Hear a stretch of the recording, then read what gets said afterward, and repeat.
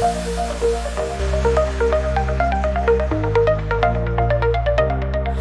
up, get ready, time to shine, it's your day. My name is Stephanie Kara Jordan. I'm a corporate recruiter based in Washington, D.C., and I am currently a job seeker. I was most recently at Logitech on a contract, and unfortunately, just due to everything going on in the market, I have been in the market a few times in the past few years. So I know very well the struggles of being, from both the candidate and the employer point of view. And so I want to talk about why prioritizing a positive candidate experience is still very, very important. So, yeah, it's a garbage fire in the streets right now. When I began my recruitment career in 2015, the market heavily favored employers.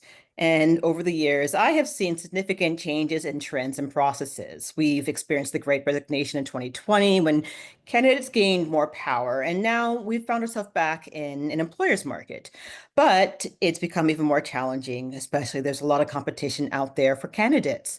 There's been layoffs, so you have a lot of highly qualified candidates out there who have not been job seeking before against people who have been in the market, people who have been job seeking a lot, and there's a lot of misinformation. Even things like remote work makes it a little more chaotic because now there's more opportunities. So it is a bit of a mess out there. And then, of course, on the hiring sides, recruitment teams, we are usually the first to go. So teams are working pretty bare bones. You've got recruiters handling more recs than they should be. Um, and also training is not being prioritized. Again, throughout my career, I've seen so many trends change and go within the hiring, on the hiring side.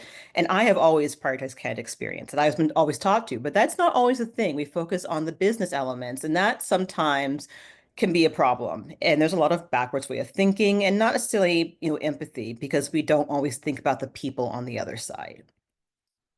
So this can lead to a frustrating experience for candidates. Like I mentioned, we're up against a lot of misinformation, and nowadays we have the internet, we have social media, and people talk. See, some common complaints is I applied and never heard back. This process felt like a black hole. The job description did not match the role. I felt ghosted. Was there even a real person reviewing my resume? And people talk a lot.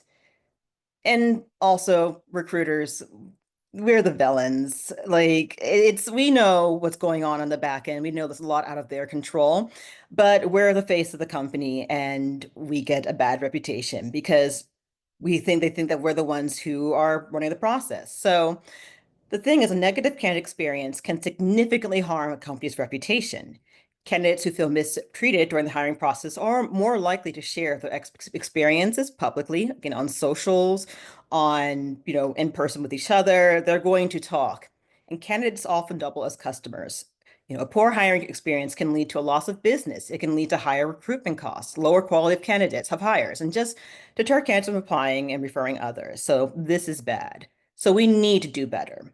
As I mentioned, as recruiters, we are essentially the spokespeople for our companies and hiring. So today I'm going to talk to some things that we can go through to address the common concerns, how we can leverage tools to be more efficient and be able to be advocates to our candidates. So ways we can do better is remember these core tenets: efficiency, empathy, transparency, and communication. And all these sort of blend together. So starting with efficiency is structured hiring, and I am a huge proponent of structured hiring. So structured hiring involves clearly defining role requirements, identifying attributes of successful candidates, and standardizing the evaluation process for each role. This is important because it provides a clear and organized interview experience. It helps candidates feel more comfortable and confident. And this transparency can lead to higher candidate satisfaction, and better perception of the company. And a really good matrix for structured hiring, Greenhouse is one. The big thing is the intake, ensuring everybody knows their role and the interview process, making sure that you have a roadmap for hiring, and making sure that you're sticking to timelines. So let's jump into another common complaint. What is this job description? A common complaint, the requirements are confusing. Why do I want to work here? This description is very vague. And a big issue is, one, you may have an influx of candidates who are applying for a role just because, even though they don't understand the role. But the biggest issue is you may lose good candidates, qualified candidates who would be a good fit because they're not interested in applying because the job description is off-putting. So the job description should always include the what you will do, responsibilities, the day-to-day, who they'll be working with, the expectations of the role, qualifications, and all this, of course, goes back to having a deep kickoff or intake. So you're going to have all this information prepared. So qualifications, the requirements, the good to have, the nice to haves. You want to basically attract the candidates. So why do they want to work there? Include benefits of the company, but also compensation. And most, if you at least in the United States, most states actually require you to have compensation bands, so have that on there. Recommendation, if you're going to have compensation bands and you have multiple bands depending on market or region, split them up by market or region. Don't have one big band. You want to excite candidates. One thing is a good bonus, and you don't have to do this, but this is something I saw that I thought was really awesome. I saw a job description. I've actually seen several job descriptions that list reasons why a candidate may not want to work there. This one in particular I'm talking about, it was a startup. It was an early stage. And they mentioned in the job description, reasons you may not want to work here is because they have long days and nights. There is not much structure. They're in very high growth stage, a very high pressure sort of environment. So that wouldn't be good for people who like structure, who may come from corporate environments, people who, I mean, we all value work-life balance, but really need a work-life balance that's not working weekends and evenings. And I really appreciated that candor. Again, it can be sort of off-putting, but I think it's good because as much as you want people to apply, you want to make sure you're getting the right people to apply. And it's a bad experience if you hire someone and they're not going to fit in because of just, things with that role with the environment or like the company culture. So, be transparent. Next, the application. Candidates feel like they're jumping through hoops. So, common complaint is, why are there so many questions? You see these applications that have like a ton of questions. It's like, I'm not applying for college. Why is this like an SAT? Why are there video assessments? It seems one-sided. Why is there actual assessments? I got to answer a bunch of questions. And not only can this put off good candidates, remember, like candidates are applying for a lot of jobs, a lot of roles.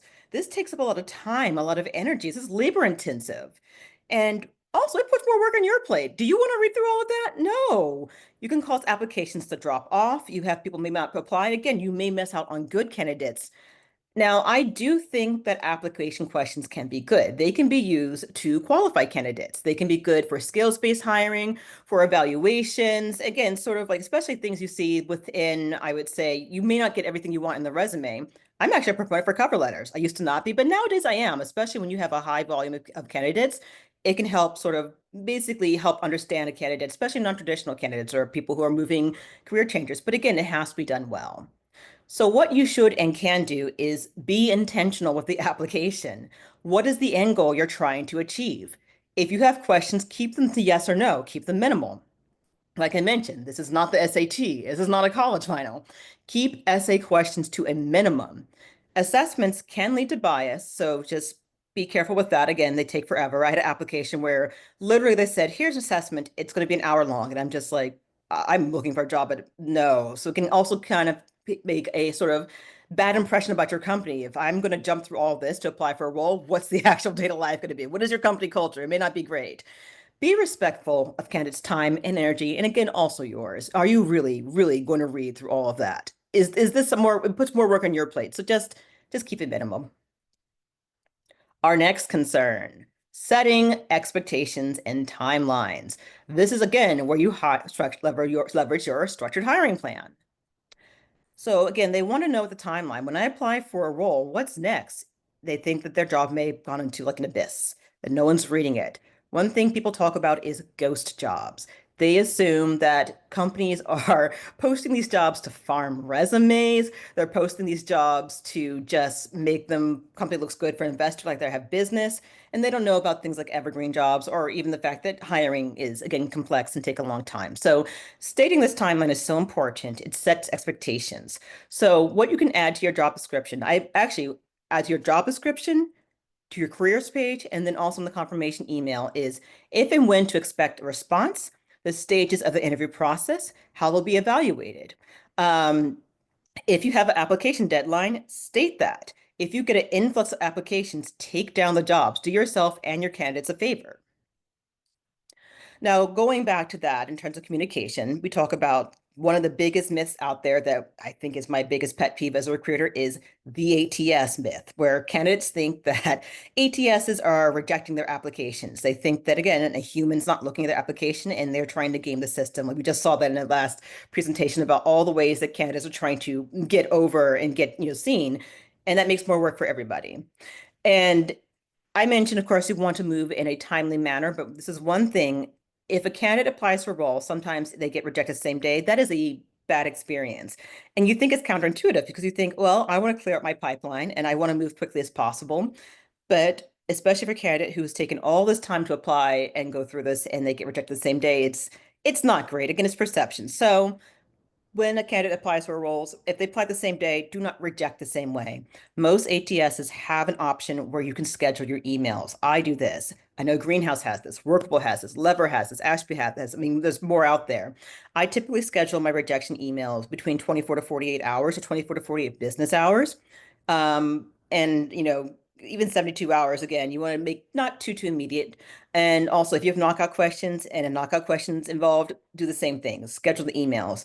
Now, if you have an ATS that does not have this option, one thing, and it does take a little bit more work, but one thing I do is I just may make a note to go back the next day and then bulk reject. But again, try not to reject the same day. Be human and empathetic in your communication. Personalization can go a long way. Use your name in all of your email communication, including at the application stage. They know that someone's looking at their resume. Be warm and encouraging. Let them know that, yes, we're being respectful of your time. We have a lot going on. We will get back to you. And let them know that we are, we want to make sure. I mean, I always tell candidates that we want you to do well. So let them know that you want them to do well and we're rooting for you. So that ties into communication. Always be communicating. I mentioned the confirmation email. So this should be common sense to send a confirmation email, but it is not. I have applied for roles and not got a confirmation email, and it's like, oh my gosh, this is weird. So, like I mentioned, reject candidates in a timely manner. Be human. Use your name. Use templates to personalize. Schedule your emails. Keep a line of communication open. This can be in your FAQ page, on your careers page. It can be a chat bot, a dedicated question line, whatever you can do to make sure that they're not applying into an abyss and not hearing anything back. And I know we have a lot on our plates. We cannot respond to every candidate, especially if they're application stage. But as much as you can do, automate the process if you have to. Just make sure that you are communicating with them. And also, once we get further into the process, make sure that you reject the candidates.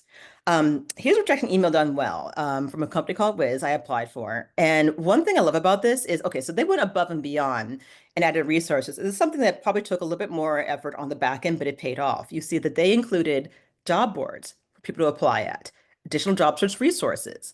This is a big, again, going above and beyond, but you can do something similar to this. And also their language is good, saying how it can be discouraging. They ask, basically thanking for applying and such. I mean, this is a great example of a rejection email done well. So shout out to them. But again, you don't have to go this far, but it's good to have something. Finally, Rec Ops is your friend. Use workflow management. It's again, make it easy for yourself because the less you have on your plate, the more you can focus on building relationships, on interviewing, on candidate experience, on being a partner to your hiring manager. So this goes a long way. Use scheduling tools, Calendly. Your ATSs usually have them as well. Use email templates. I write my own. You can use ChatGPT. You can use the templates that are already in your system. You can use pre-created. Just use email templates that can be edited so that you can quickly respond. Text expander is also a really great thing for email templates. Note takers when doing interviews. I mean, even just using the transcript on Zoom, but so you're not taking notes. So they're actually, basically transcribing your interview process. Task management, project management. I like using Notion to store everything, but I mean, there's a lot of tools like Asana out there. Just project management is also important. Rec Ops is your friend. A really good resource is Rec Ops Roundup with Jeremy Lyon. If you're recruiters, definitely recommend checking him out and the things that he shares with tools and just process because it can make things that much easier. So, yeah, final thoughts is you set the tone. Taking a walk in your candidate's shoes can help us win at the all. Investing in a positive candidate experience is not just about attracting talent. Again, it's about safeguarding your brand, reducing cost, and ensuring long-term organizational success. And also, it's just being respectful of candidates' time and energy. It is very stressful out there. It is demoralizing. And basically, you just want to make sure that people feel like they're being listened to and that you are a trustworthy person for them to listen to. You can just do so much by doing just a little bit in terms of empathy. So, that's it. You set the tone and make sure the tone is positive and it's efficient. Also, quick, there are some companies that I think are doing it well. Zapier, Ashby, Aura on running. If you look at their careers page, they have everything I discussed about on there. They are very transparent about process, about the interviewers, about everything. So really, really good examples. So thank you so much for your time today. I really appreciate y'all listening to me. I'm actually job hunting, as I've mentioned, so please connect with me on LinkedIn. If you'd like my email, you can share as well. Also, I'm a runner, so I see my job hunt as a very grueling marathon. And eventually I will reach the finish line and win. This is me from my last run where I did a half marathon and it was great. So again, thank you so much for your time and listening to my presentation.